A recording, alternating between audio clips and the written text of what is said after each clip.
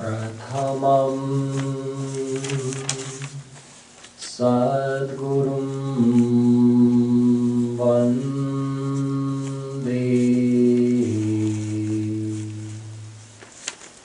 श्री कृष्णं तदनन्तरं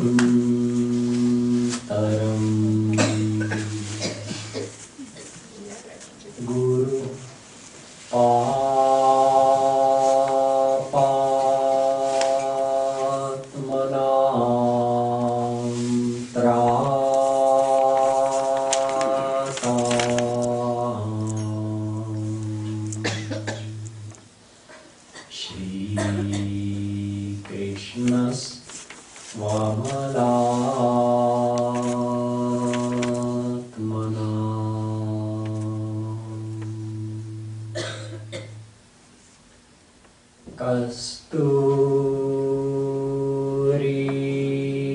कस्तूरीतिलकं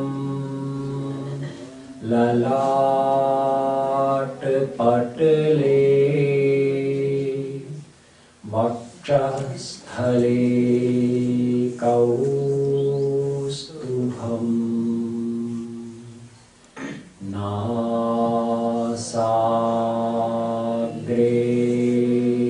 वर्मौक्तिकं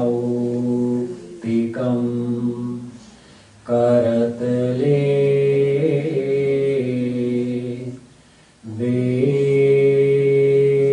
वेणुकरे कंकणं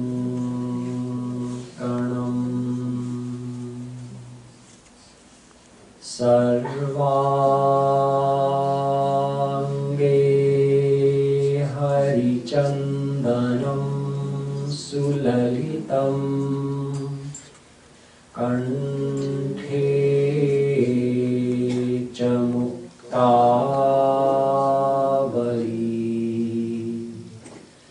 गोपस्त्री परिवेष्टितो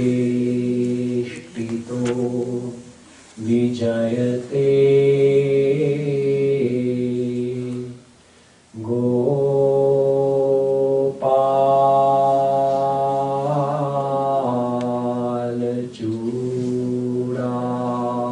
गोपालचूडामणि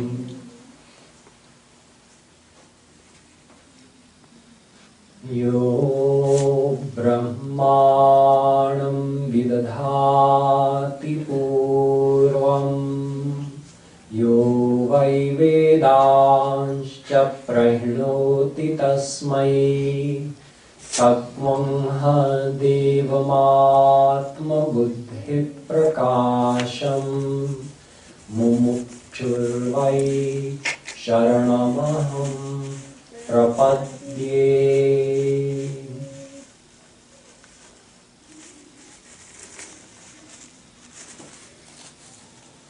Dear devotees, we'll have a few minutes of Harinam Sankirtan, and after that we'll continue with Shree Krishna's Leelas of the Bhagwatam.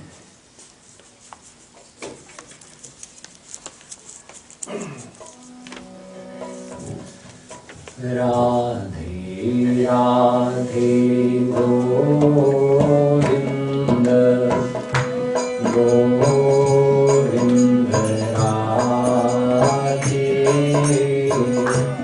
Radhe Radhe Govinda Govinda Radhe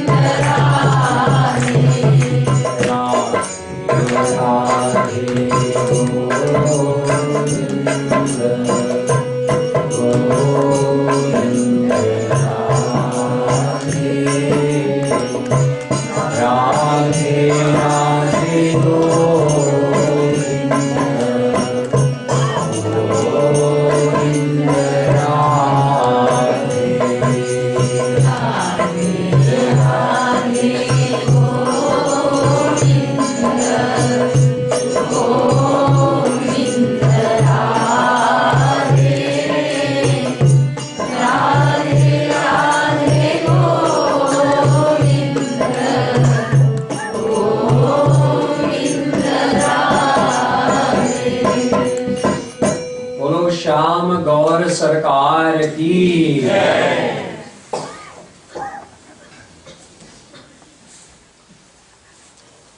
Yesterday, in the first part of this series on Shree Krishna's Leelas of the Bhagwatam, I started by explaining why we listen to Shree Krishna's Leelas. They were recorded in the Bhagwatam by Vedavyas, who is a descension of Krishna himself. In another form, Sri Krishna came as Vedavyas.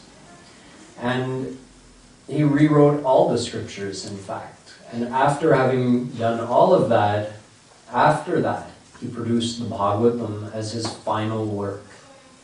And one of the things that makes the Bhagavad the most special and most important scripture is that, for one, he explained all the main Leelas of Krishna's life chronologically, which was not done in any other scripture. Although the descriptions are there, but not his whole life, from his appearance to his disappearance. Of course, it's impossible to explain every single Leela of Shri Krishna's, but the main ones are explained in the Bhagavatam. And not only are they all put in one place in chronological order, but the style of the description, not meaning the poetic style, but what's imbued in that description is unique in the Bhagavatam, because the actual ras, the actual bliss of those Leelas is in that description in the Bhagavatam. Like if a saint is looking at one of Sri Krishna's Leelas, yesterday we were talking about his birthday celebration.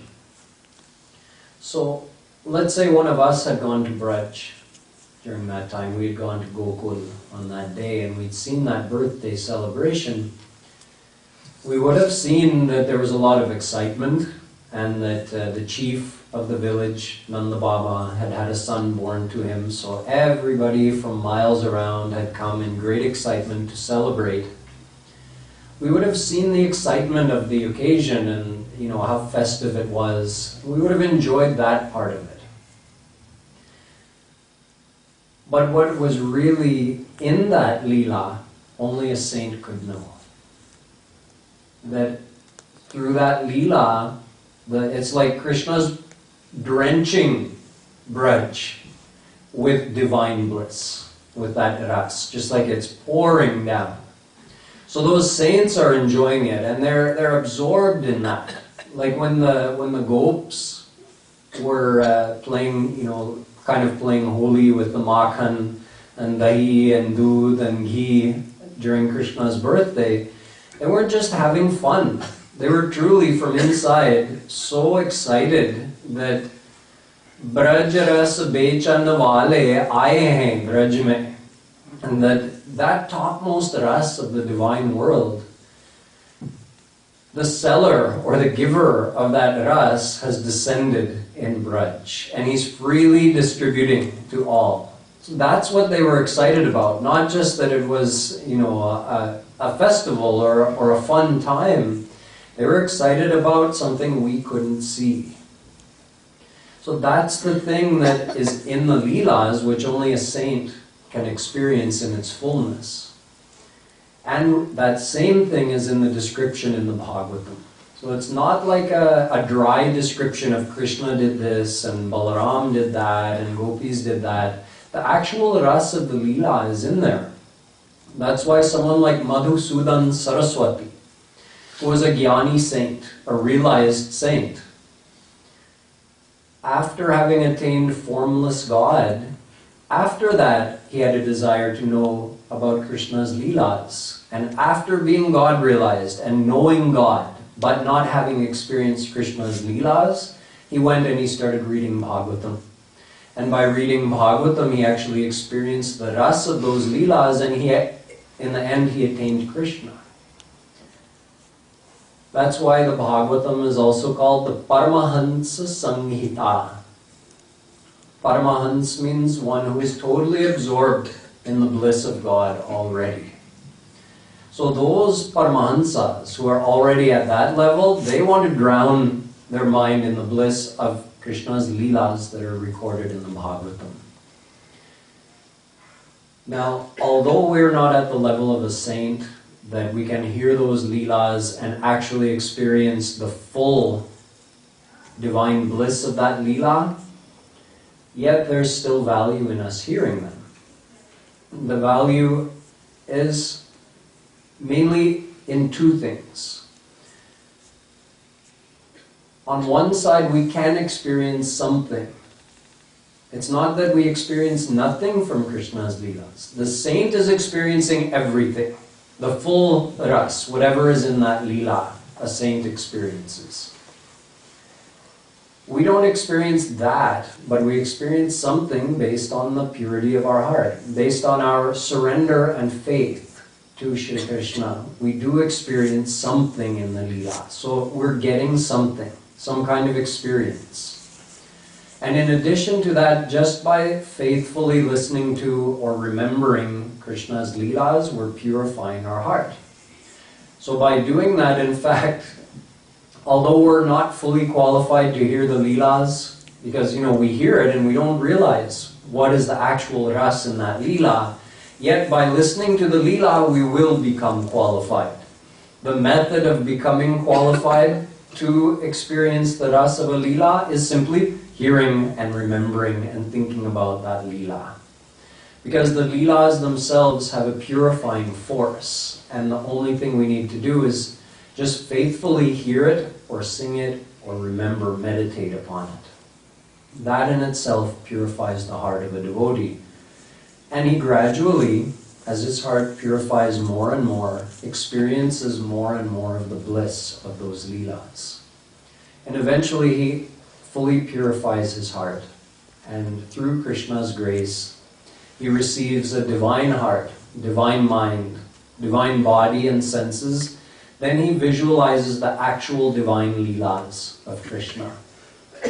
When a saint reads Bhagwatam, it's not like a story for him. If the saint reads Bhagwatam, he's in that Leela, like it's happening and he's right in it.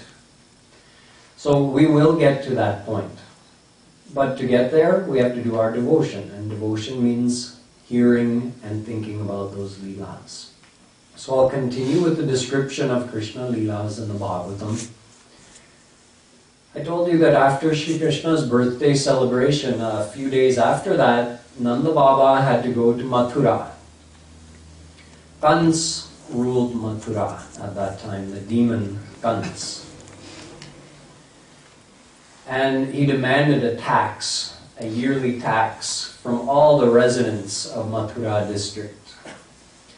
So Nanda Baba had to go and bring a tax on behalf of his village, the village of Gokul. Since he was the chief of that village, he brought a certain tax to pay Kans every year. So a few days after Krishna's appearance and his birthday celebration, he left Gokul in the hands of the other elder gopis who were there, other gwals. And he and a few other gwals left for Mathura.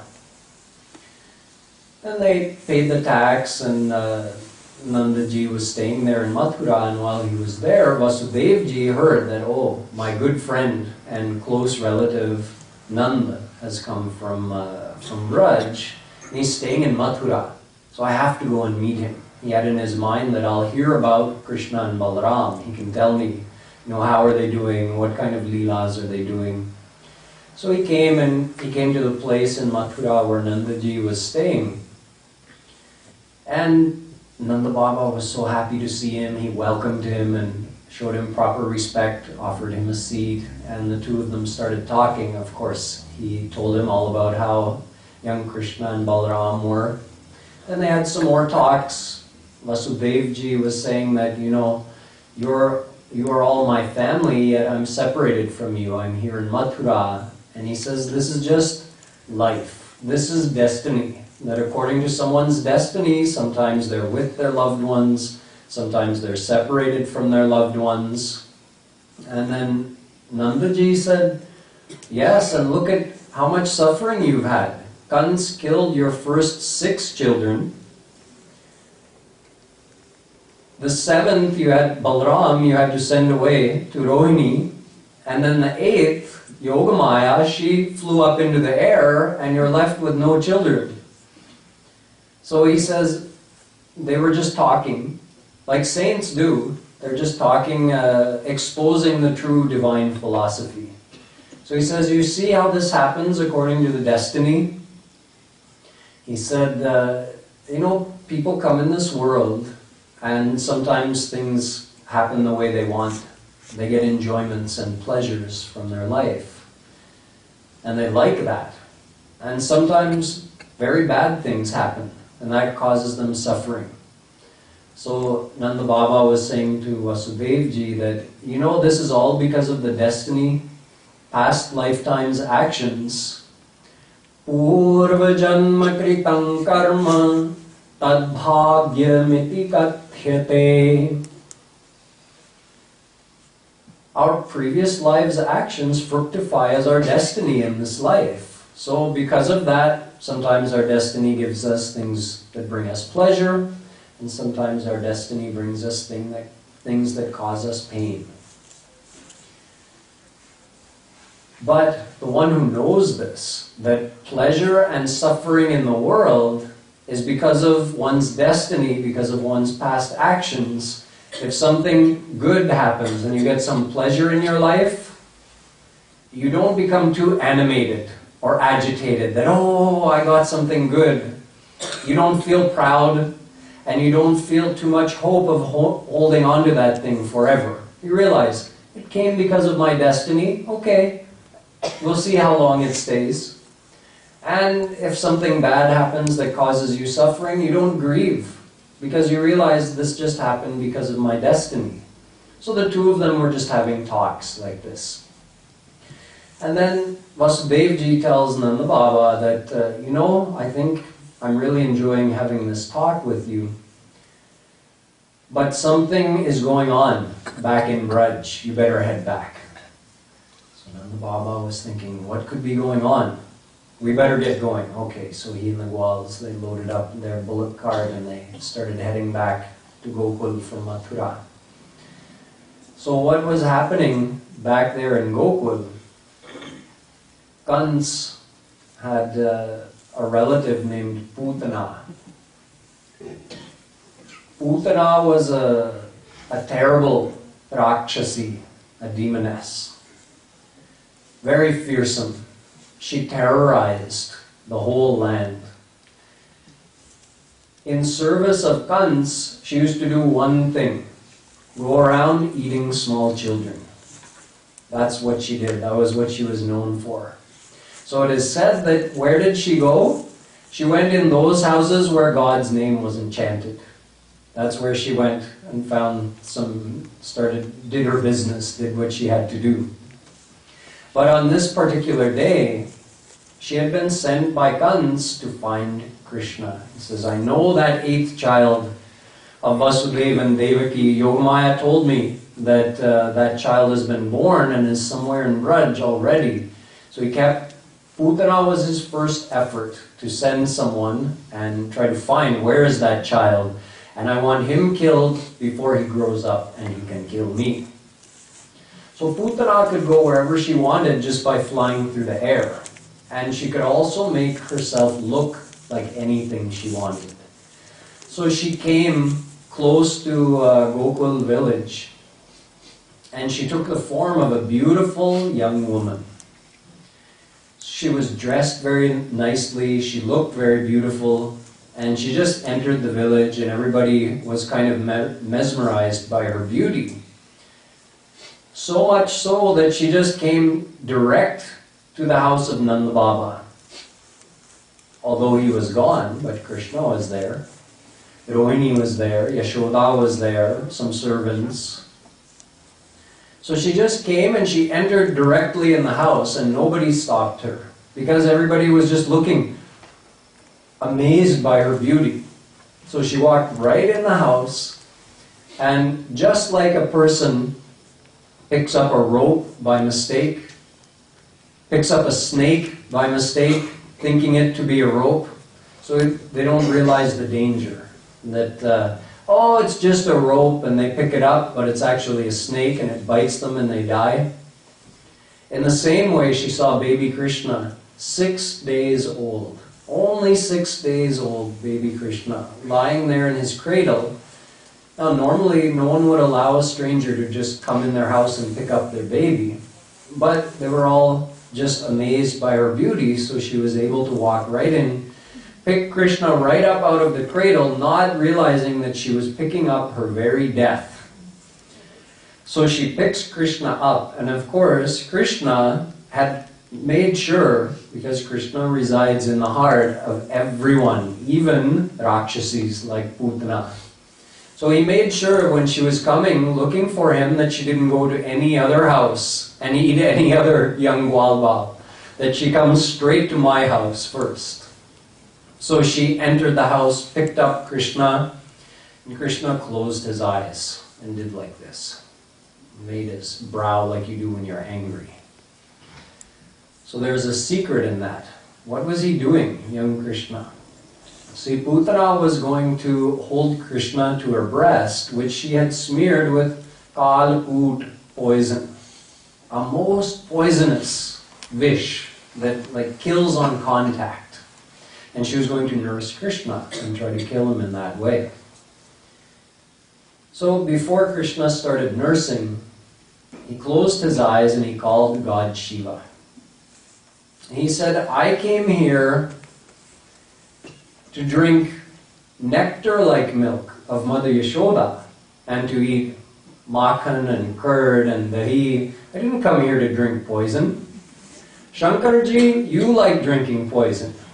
You know, when they did the Samudra Manthan and the poison came out first, the halahal poison, which was burning the whole earth planet, just the fumes from it, those devtas, they all called Bhagwan Shankar. You please come, only you can hold this poison in your throat. So he just drank it and he got his new upadhi, Nilakant, because his throat became even darker blue from having that poison. So Sri Krishna thought, better I just call Shankarji, he can come and drink the poison and I'll just drink the milk. So that's why, because Shankar is the destroyer. So he's like, although he's God, God doesn't get angry, but he represents that quality of destruction. So he made his brow like that because he was calling Shankar to come and take part in this Leela. And then what that little baby Krishna did, as he was drinking the milk, he also drank Putana's pran, her life force. Just drank it right out of her body. And in that she realized that my life is leaving my body. She wasn't able to keep herself in that form, as in that beautiful form as a beautiful woman. She resumed her normal form as a horrible, fearsome-looking Rakshasi, who was 6 kos in length, 12 miles, 19 kilometers tall. That big. And imagine little baby Krishna, and she's saying, Chor, Chor, let me go, let me go. And he's using his little tiny hands to squeeze her also. And he's got so much force, because we know who he is. And Putana just yells, screams, and dies, and falls over. And in the process, crushes 12 miles of forest of that nearby jungle. Luckily, she didn't fall on or crush any of the residents' homes and didn't fall on any people. Just fell and crushed all those trees for 12 miles, and then she landed on her back, and Krishna's just sitting on her chest.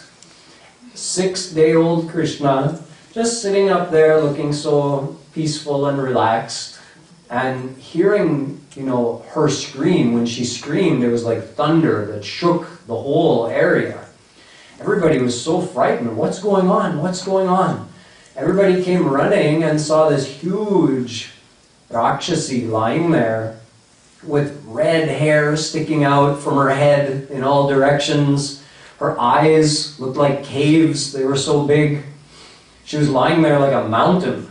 And on top is little baby Krishna, smiling. So, of course, none of them had any idea what had happened, because none of those Brajwasis thought of Krishna as God. On one level, they all knew he was God, because they were all saints. And he himself had sent them from Golok abode in the divine world, telling them, I'm coming on the earth planet, you go. You'll be joining me there in those Leelas. So on one level, they knew who he was, but most of the time, in most of the Leelas, they would forget who he was. That same Yogamaya Shakti that I was telling you about yesterday, that through Yogamaya, Shree Krishna does all of these Leelas, all kinds of Leelas, but is always established in his own divine state. That same Yogamaya Shakti makes those saints forget that Krishna is God. So for all of them, they loved him as you would love your own soul, or even more than that, as you would love the soul of your soul, because that's who Krishna is. Yet they weren't conscious of the fact that he was God. If they were conscious of that, then they would have, when Putana screamed and fell over and they saw Krishna on top of her, they would have just said, oh yeah, he's God, what's the big deal? Of course 6-day-old Krishna could kill Putana. No, they all ran. Oh, baby Krishna, what happened? How was he saved? It's so amazing. This Rakshasi got a hold of him and fell over and somehow he was saved. Oh, God must have saved him. Oh, thank you God, thank you God. They were praying like that. So this is how they loved Krishna, never thinking of him as God, yet loving him as their soul beloved, the way only a soul could love God. That deep love is only possible between a soul and God. So they had that divine love for Sri Krishna. But they didn't consciously think of him as God. So now what they had to do, they had this huge Rakshasi lying there. So all the Gwalbals, they took their saws and their hatchets and they chopped up this huge Rakshasi. And they took her far out of Gokul. They made a big, huge pile of firewood and they put her on top of that. And then they lit it to cremate her. But the amazing thing was that when they burned Putana's body, it smelled like a sweet incense, like agarbatti. And when Nanda Baba was just reaching from, coming from Mathura, and they had felt the earth tremble when Putana had fallen on the ground, and they had heard her scream, and then they were coming. Now they came fast because they were so worried. What's going on? And then that fragrance came to them. And they were saying, this is odd. What is that beautiful smell? So then they reached, and Nanda Baba went and heard the whole story. Of course, Yashoda had already picked up Krishna and was nursing him. And then when Nanda Baba came, he took Krishna in his arms. But there's a secret behind why that sweet fragrance came from the body of a demoness. There's a story behind who Putana was. Putana was there in one of Krishna's previous avatar when he came as Vaman. Vaman came as like a very short Brahmin boy. And he came in King Bali's yagya. And he asked for just 3 steps of land. And in that way he took back the whole earth, Swarg, and he made Bali his own. So Ratnamala was King Bali's daughter who was there. And she saw, imagine how cute Krishna must have looked in that form as Vaman. So she saw him and thought, oh, it would be so nice if I got to have him like my own child and nurse him, holding him to my chest. She had that desire in her heart. And Krishna, of course, knew. Vaman knew exactly what she was thinking. So in his mind, he made a decision that yes, you will get to come. When I come as Krishna, you will get to come and you will get to nurse me and hold me just like a mother. But she was in that demon life form. So she was born as a demon again, but she was graced to come and have that interaction with Krishna. So she came, you can say, in the guise of being sent by Kans, and with that motivation or that intent that she was going to try to kill Krishna, but in fact the underlying reason for what she was doing was that she wanted to hold Krishna and nurse him. So she got the chance to do that, and with Krishna's divine touch she became completely surrendered to him in her heart. So in fact, before she died, she had become totally surrendered to Krishna. So in that moment, her entire being became divine. Mind, senses, body, everything became divine in that moment that she surrendered to Krishna, and she experienced his divine bliss and divine love, and then died and fell over. So when they burned her body, that's why her divine body gave off that sweet agarbatti-like fragrance. So this is the Putana Leela, which is described in Bhagwatam, and commenting on which Vidurji, also speaking in the Bhagwatam, says to Uddhav, Aho vakiyam stanakalakutam jighansayapayayadapyasadhvi lebhe gatim dhatriuchitam tatonyam kam va dayanum sharanam rajema. Vidurji says that look at how gracious Krishna is. Look at how merciful he is. He graced someone like Putana who had come to him with the mansha of killing him, with the intention of killing him. Yet he looks for any reason to grace. So he said, well, I drank her milk like a son drinks his mother's milk.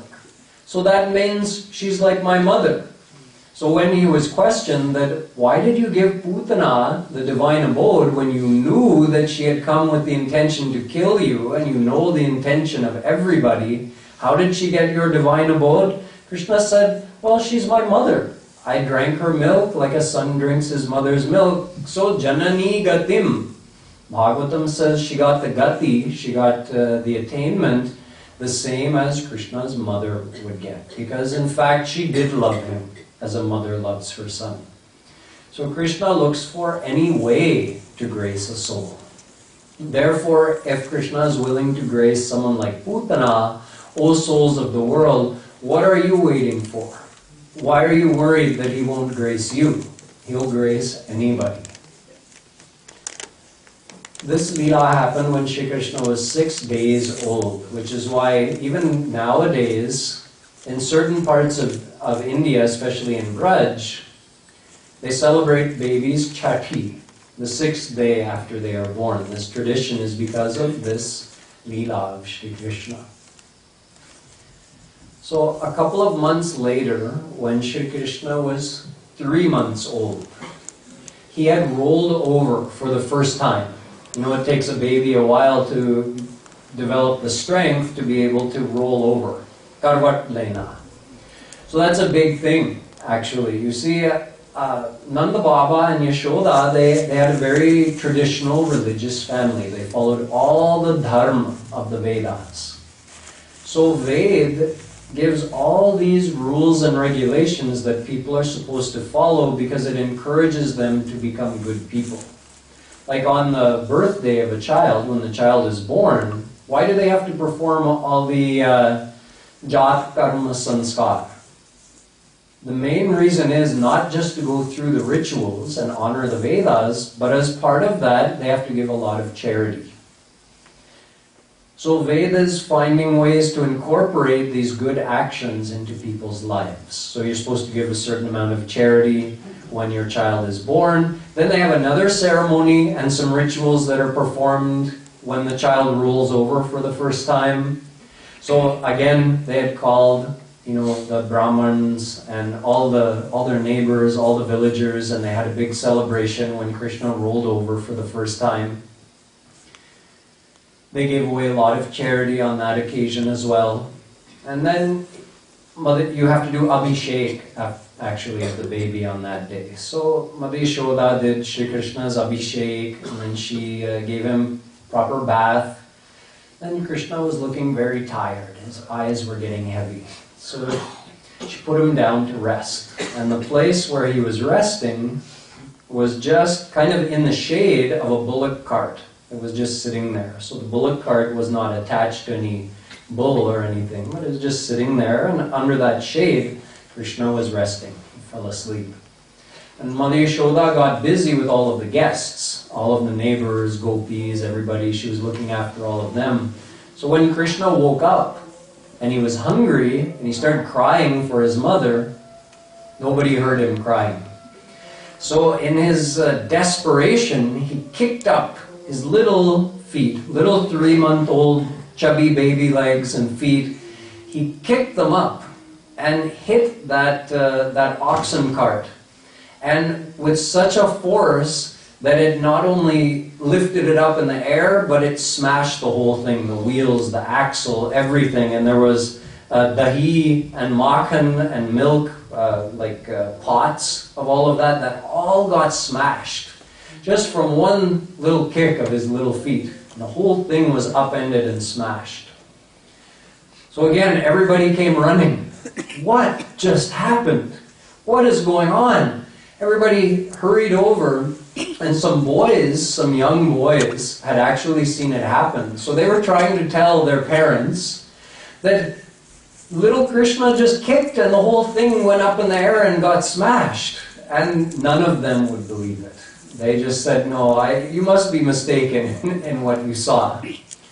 So there's a story behind this Leela as well. There was a Rakshas, a demon named Utkach. And Utkach was the son of Hiranyaksh.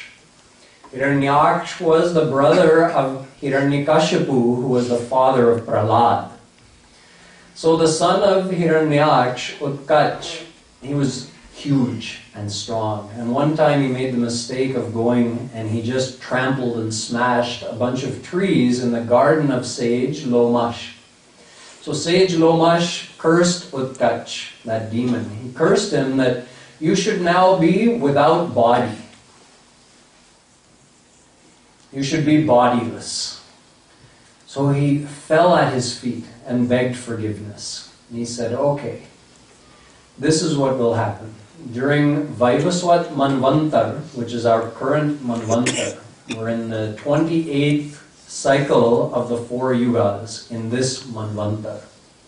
So sometime in Vaivaswat Manvantar, you will receive the touch of Sri Krishna's lotus feet, and that will liberate you from this curse. So that Utkach had entered into that oxen cart, and Krishna knew he was there, so then he graced him by kicking him and releasing him from that bullock cart. Parikshit says too, as these Leelas are being told to him by Shukadeva Ji, he says that these Leelas are so supremely purifying. He says, I love hearing them. Just by listening to these Leelas, an ordinary worldly person who may not be desiring God, if he starts listening to those Leelas, he'll start to desire to attain Sri Krishna. His heart may be bereft of bhakti, but by listening to these Leelas, he will develop bhakti in his heart for Sri Krishna, and he'll develop love in his heart for Krishna's saints. Just by listening to Krishna's Leelas. They're so madhur. So, oh my master, he says to Shukadeva Ji, if you consider me to be worthy to hear it, please tell me more.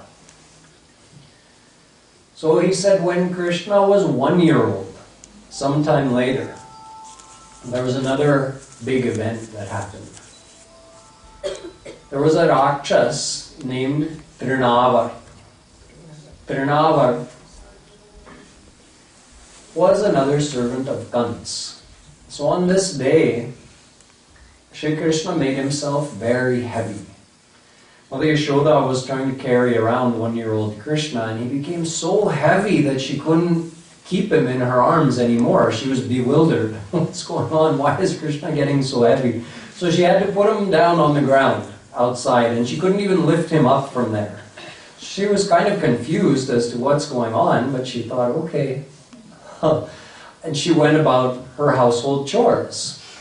So this Trinavar came in the form of a big whirlwind. And he was, of course, sent by Kans to come after Sri Krishna. And as he entered Gokul, he stirred up the dust and the sand so much. It wasn't a tornado. It's not like a tornado that smashes everything, but it was a strong enough wind and like a whirlwind type thing that it picked up a lot of dust and sand like a sandstorm. And it totally blinded all the residents of Gokul. In fact, it blocked out the sun. It was carrying so much sand and dust that it was like Gokul was submerged in darkness for almost an hour. And the wind was blowing so hard, and it was so loud with the sound of the wind. It was like everybody was just helpless. They couldn't see anything. It was totally dark. They couldn't hear anything. And Mother Yashoda was so worried because she had set Krishna down and now she couldn't find him. She couldn't even walk around. The wind was blowing so hard. She couldn't see anything or hear anything. So she was so distressed. She just fell down on the ground, crying. This went on for almost an hour, this dust storm. And what had happened was this Trinavar, he came in and with his whirlwind power, he picked up Sri Krishna in his whirlwind. And he was trying to take him away. But Sri Krishna was becoming heavier and heavier and heavier, and this great, powerful demon was having a harder and harder time holding on to Krishna. And not only that, but 1-year-old little Sri Krishna slowly put his hands around Trinavar's neck. And he started squeezing with his little baby 1-year-old hands. So Trinavar was running out of energy. For one, Krishna was getting heavier and heavier and heavier, and for another, his hands were getting tighter and tighter and tighter around his neck. So the storm started to subside, and the Brajwasis saw that, oh, it's getting lighter, the wind is letting up. So as that was happening, the gopis could hear Mother Yashoda wailing. So they all came running. And Yashoda told them that, I have to put Krishna down and now I can't find him. What's going to happen? So in the end, after almost an hour, Trinavar could not hold up Sri Krishna anymore, and in fact he died from the pressure of Krishna's hands. So he just fell over. And again, there was a huge sound as that massive demon fell in the countryside and just like actually fell on some rocks, and his body just broke into pieces. And of course, little 1-year-old Krishna was just there on top of him, standing there, playing, having fun, just like nothing had happened. And some gopis actually saw, the ones who were closer, they saw, oh, this demon fell, and then they saw, Krishna's on top? What happened again? So they ran again and grabbed Krishna and brought him to Mother Yashoda. And then again, everybody was praying that, oh, thank you, God, for protecting our loving Sri Krishna. We don't want anything to happen. What is going on in this Braj? That so many amazing things are happening, and Krishna's being put in such dangerous situations, yet somehow he's being saved. So they were all so amazed and so relieved. And this Trinavar was also graced by Sri Krishna. Trinavar previously was a king named Sahasraksh, who was cursed by none other than sage Durvasa, who cursed him because Sahasraksh was on the bank of river Narmada, and he was bathing and playing with his queens. And along came Durvasa Muni, and this king was so engrossed in his worldly pleasures, he didn't bother to give a proper pranam to Durvasa. So Durvasa cursed him. He says, I curse you to become a demon. So that king again fell at sage Durvasa's feet and he begged for forgiveness. So Durvasa Muni said, you will be released by the touch of Sri Krishna's body. So again, this king was released from his demon form by Sri Krishna, who arranged the whole thing. As you can tell, that he arranged that whole Leela just to grace that king. And in fact, when Sri Krishna kills any demon, he's not just killing, he's sending him to his divine abode. So he's gracing that demon. After this event, a great saint, Gargacharya, was sent by Vasudev Ji to Gokul. Gargacharya is the priest of the Yaduvansh. Yaduvansh means basically the dynasty or the family succession into which Sri Krishna was born. It's Vasudev Ji's family succession. So he asked him to go to Gokul and visit and do the Namkaran Sanskar of Sri Krishna. It means that it's another day where they have a festival where they give the baby a proper name. So Gargacharya went, and he's also a Jyotishi. He had all that knowledge of Jyotish, of the Vedas. So he went to the house and he met Nanda Baba privately. No one else knew that he had come. He met Nanda Baba in the Goshala, and he told him why he had come. Now Nanda Baba said, and they had this discussion, so Gargacharya said, you know, if I perform the Namkaran Sanskar of your own child, everybody knows that I am the Purohit, I'm the family priest of Vasudev's family.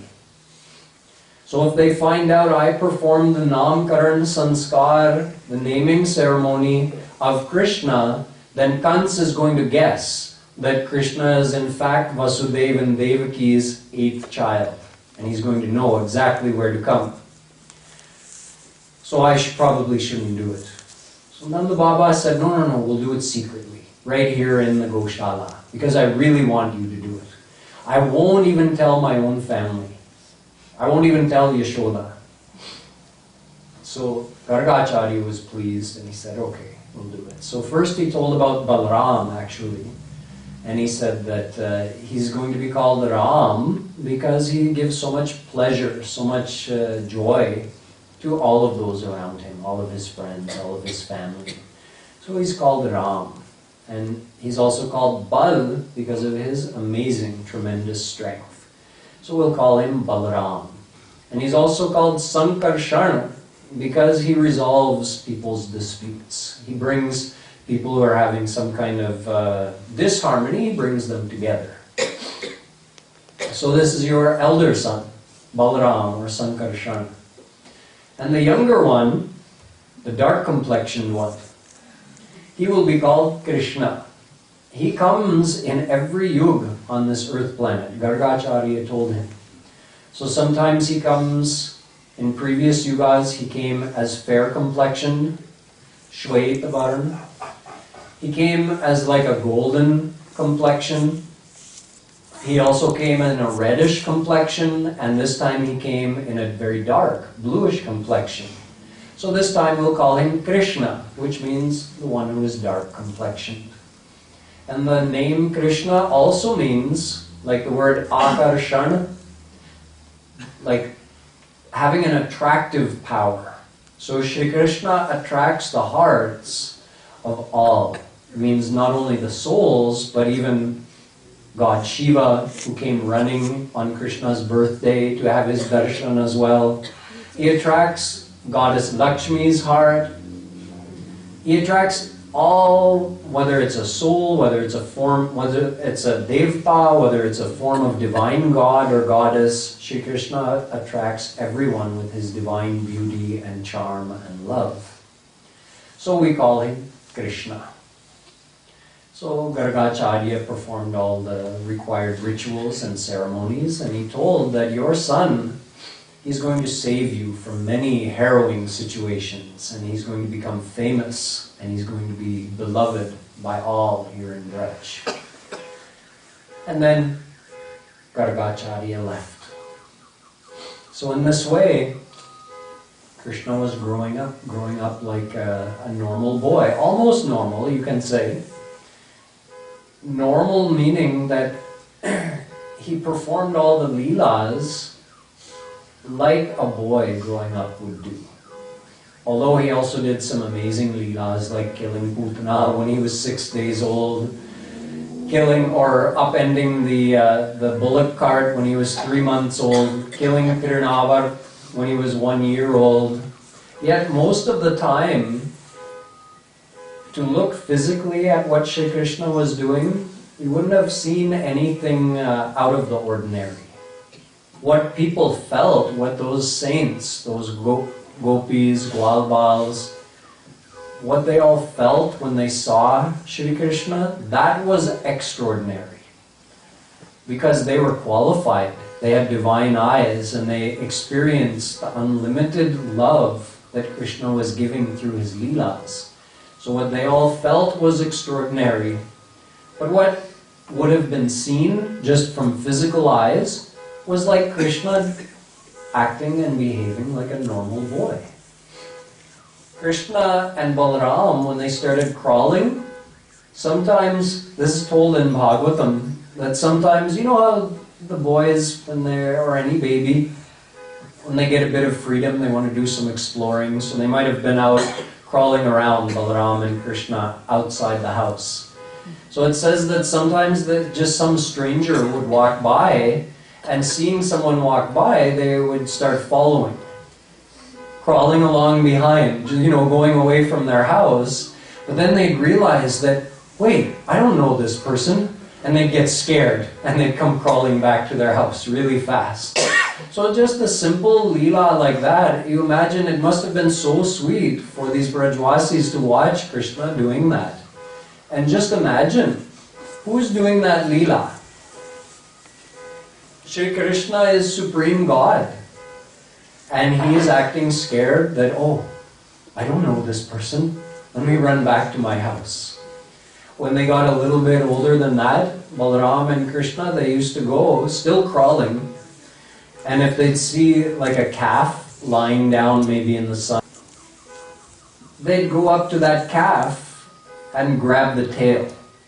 Then the calf would get, you know, a little surprised that what's going on, and the calf would start running, but Krishna and Balaram would hold on, and they would get dragged all over wherever the calf was running. So you can imagine the gopis, they were just rolling on the ground, lot-pot ho jati thi, watching this. It was so amusing and so charming.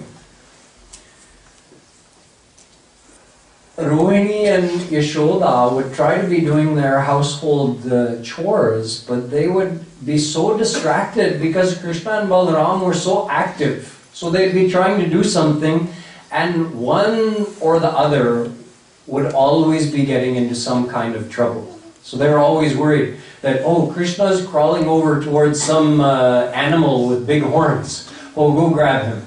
Oh, they're crawling over towards some dog with sharp teeth. Oh, no, go and grab him. Oh, he's picking up some knife off the ground to play with. Oh, now he's crawling towards the peacocks. And the peacocks have sharp claws and sharp beaks. So they were always worried. Oh, now he's crawling towards some irrigation ditch that's full of water. So they were so active, even at that age when they were just crawling around. And when they became a little bit bigger, and they started walking, then the field of their activities, the field of their Leelas, expanded even more. In other words, they were able to grace more and more of the Brajwasis with their sweet mischief. The gopis were involved in all of this firsthand, seeing that sweet mischief that Krishna, Balaram, and their other friends of the same age, they used to roam around and do these sweet Leelas. So the gopis, you know, all of this was going on in their house or in their Goshala. Krishna and Balaram and the Gwalbals were coming, and Mother Yashoda would never get to know what is Krishna doing when he goes out. So the gopis, with the desire to see Krishna again, knowing that Krishna is there at Yashoda's house, so wouldn't it be nice to see Krishna, not only to see him, but what would his face look like if he hears us complaining to his mother about his mischief that he does? To see that scare, that kind of, you know what your children look like if, let's say, they're right there and some other adult comes and says, I saw your son doing this. Your son's face, what would it look like? Oh boy, I'm in trouble. So the gopis had a desire to see that kind of look on Krishna's face.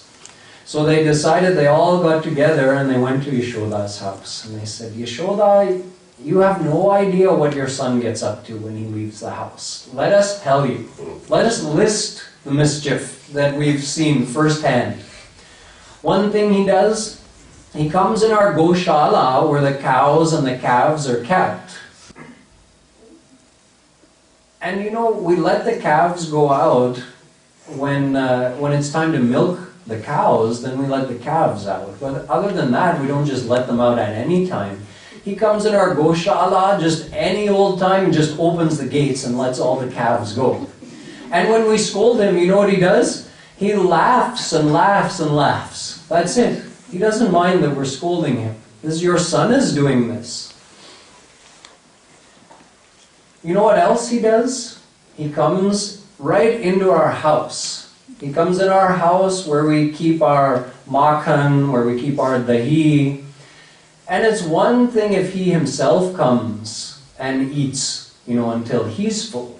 But he brings all his friends and he supplies all of them using our curd and our makhan. But not only that, he brings groups of monkeys and he feeds all of them as well. He distributes all of our butter, all of our curd to all of the monkeys. And even if he stopped there, it would be fine. But you know what? When he's so full, he can't eat anymore. And all of his friends are so full, they can't eat anymore. And even the monkeys are so full, they can't eat anymore. He doesn't stop there. He takes a stick, and if there's more butter and curd left, he just breaks all the pots and then runs out. Your son is doing this. Yashoda's just listening and they're watching. Krishna is kind of hiding behind Yashoda. He's there, but he's hiding himself behind her legs. And his face is getting worried that I really might get in trouble today. My mother might punish me for all of this. But the gopis weren't done yet.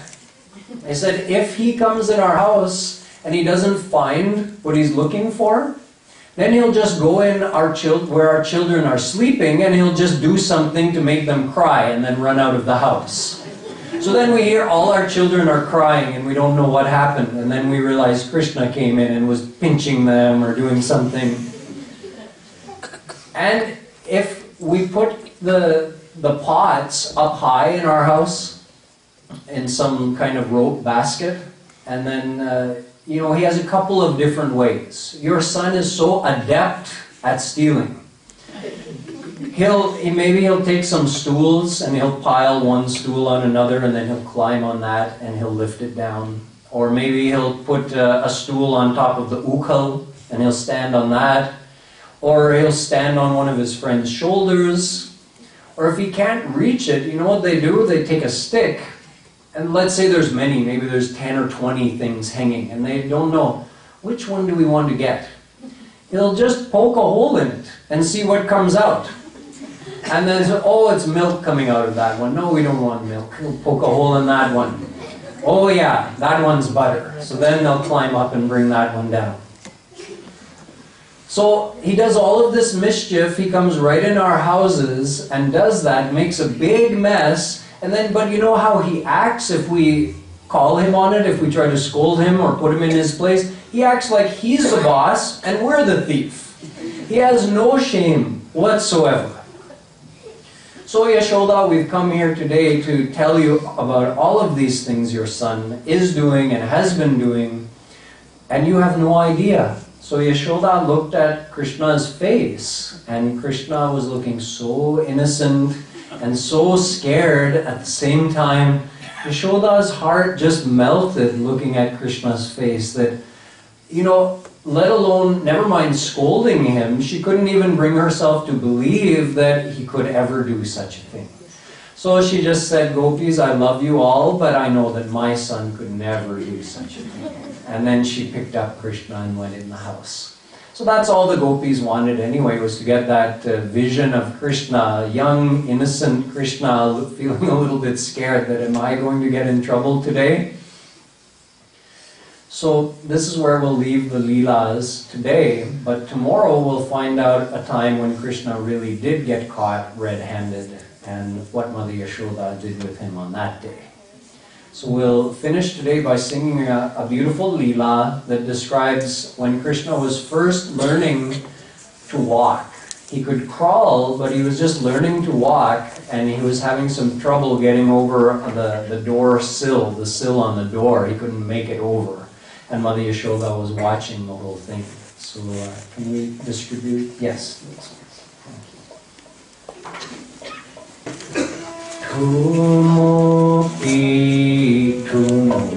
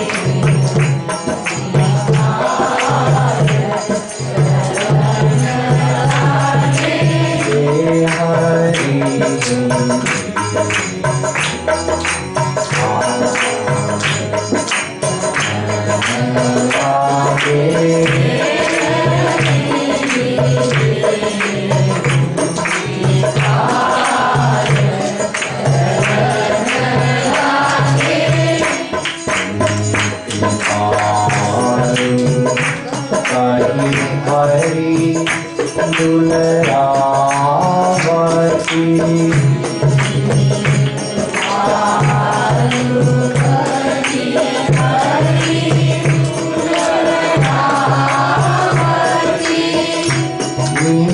कृपालु कही हरि दुलरावती